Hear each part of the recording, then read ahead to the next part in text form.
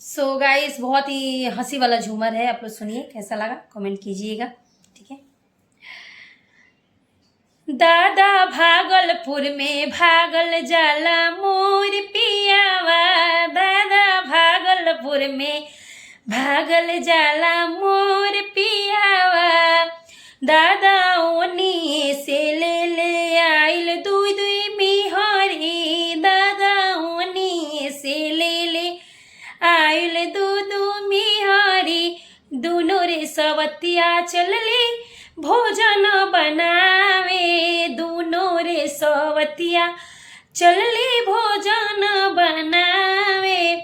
दादा चूल्हे तो झोटा झोटी करी लगली, दादा चूल्हे तो झोटा झोटी करी लगली,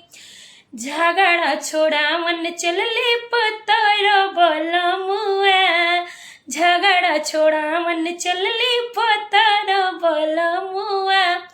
दादा दोनों ओर से झूलू फीका बारे लगली, दादा